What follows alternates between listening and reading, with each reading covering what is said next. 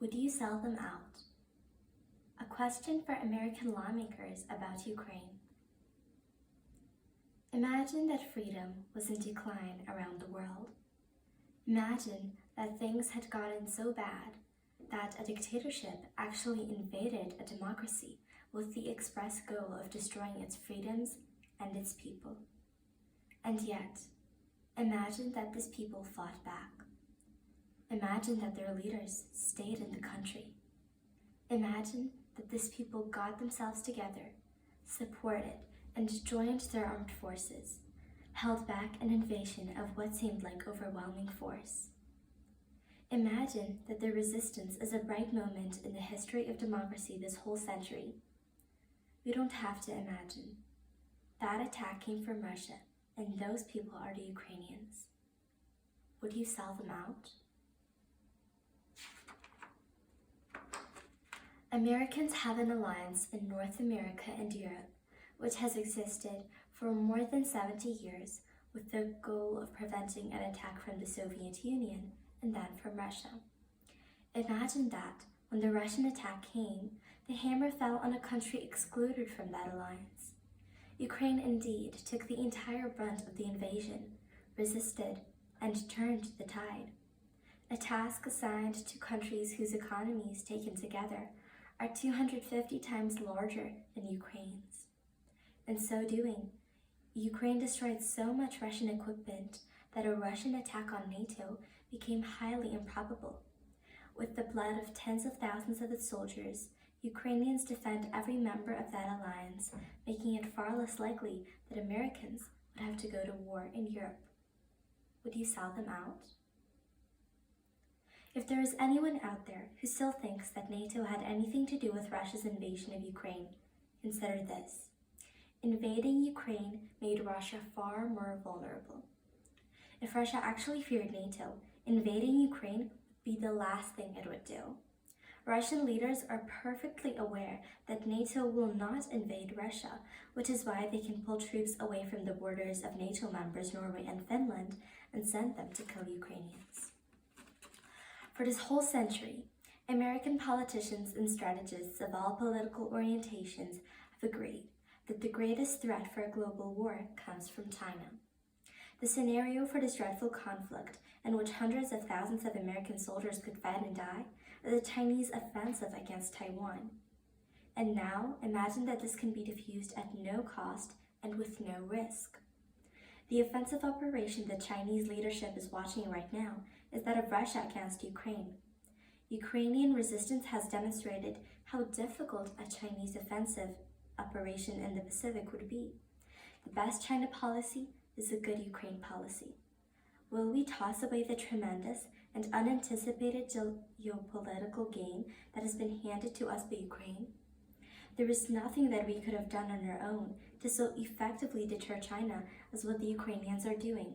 And what the Ukrainians are doing is in no way hostile towards China. Ukrainians are keeping us safe in this as in other ways.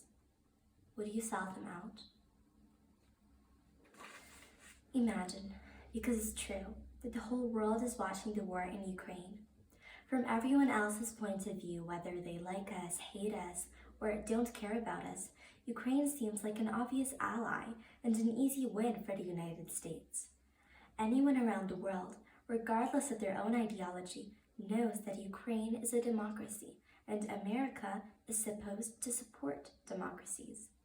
Anyone around the world, regardless of the state of their own economy, knows that our economy is enormous, far larger than Russia's, and that economic strength wins wars.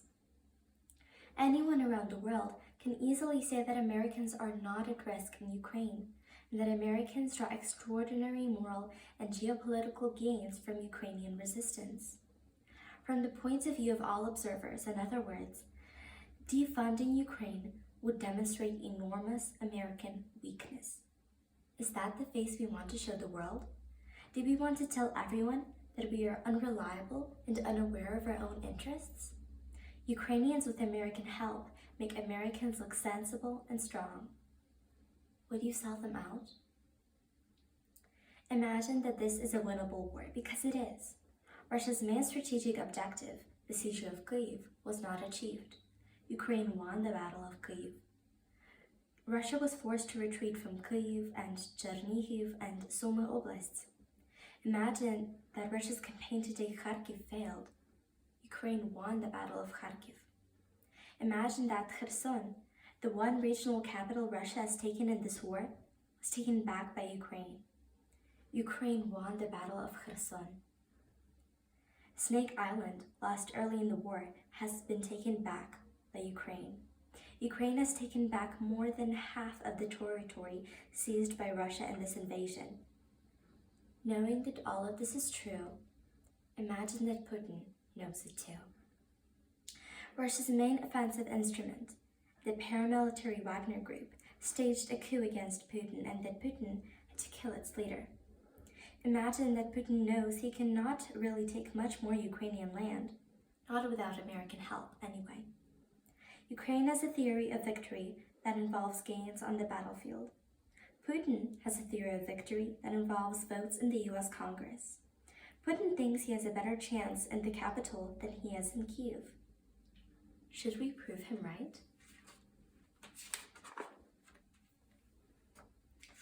Imagine a world food system with Ukraine as a major node.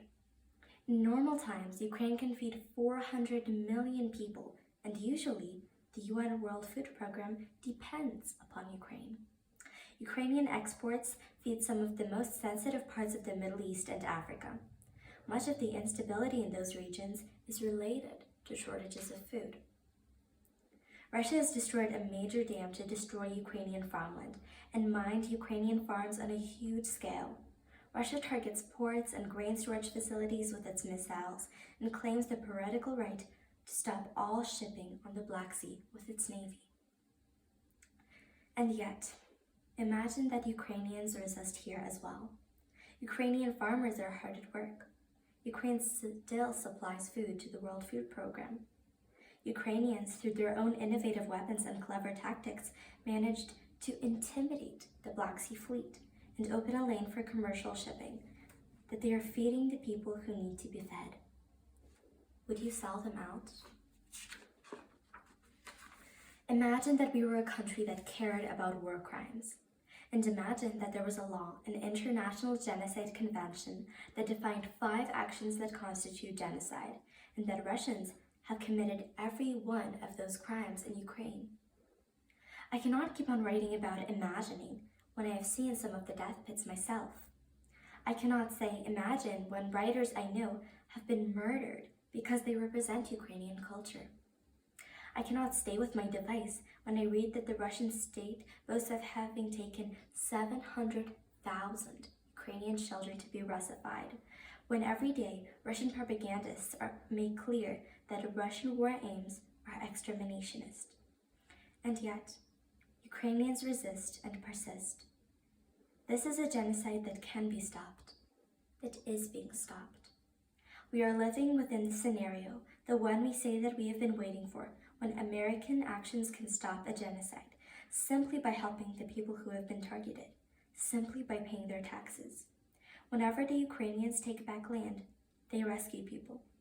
This is how they think of their liberated territories, as places where no more children will be kidnapped, no more civilians will be tortured, no more local leaders will be murdered. Would you sell out a people to a genocidal occupation? A people that has done nothing but good for you? I have heard the excuse that Americans are fatigued.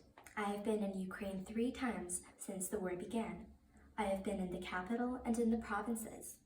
I have seen almost no Americans fatigued or otherwise in the country. And that is for the simple reason that we are not in Ukraine. How can we be fatigued by a war we are not fighting? When we are not even present? This makes no sense. It causes no fatigue to give money to the right cause, which is all that we are doing. It feels good to help other people help themselves in a good cause. If we stop supporting Ukraine, then everything gets worse, all of a sudden, and no one will be talking about fatigue because we will all be talking about disaster across all of these dimensions. Food supply, war crimes, international instability, expanding war, collapsing democracies.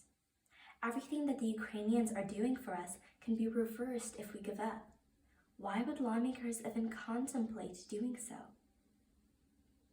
If you happen to know lots of Ukrainians as I do, you would know people who have been wounded or who have been killed.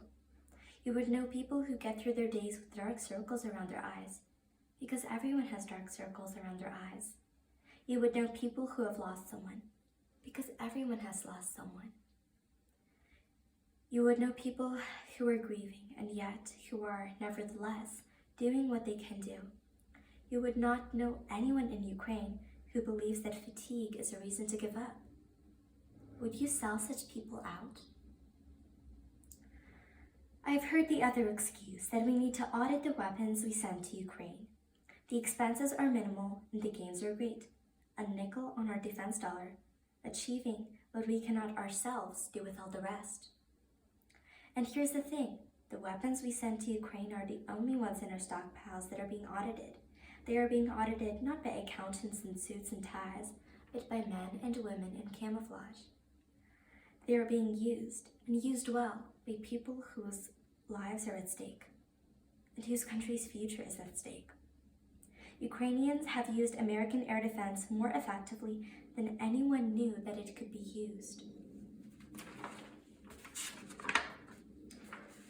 Ukrainians are using American missiles that we consider outdated to destroy the most advanced Russian assets. Ukrainians are taking American weapons built in the last century and using them to defend themselves and the rest of us in this one. In large measure, they are literally using arms that we would otherwise be paying to disassemble because we regard them as obsolete.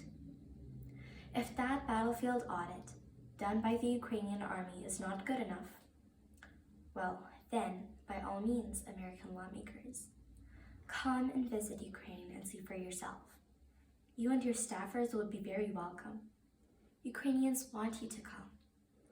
It would be a very good thing if more of us visited Ukraine.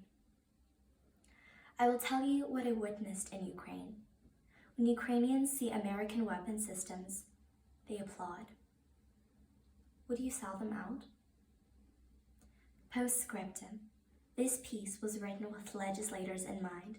Please share this with your elected representatives, and please contact them and tell them that you support the proposed support package for Ukraine. If you wish to take direct action for Ukrainians, please consider supporting my drone detection fundraiser. If you wish to help Ukrainians chronicle the war, consider a donation to Documenting Ukraine.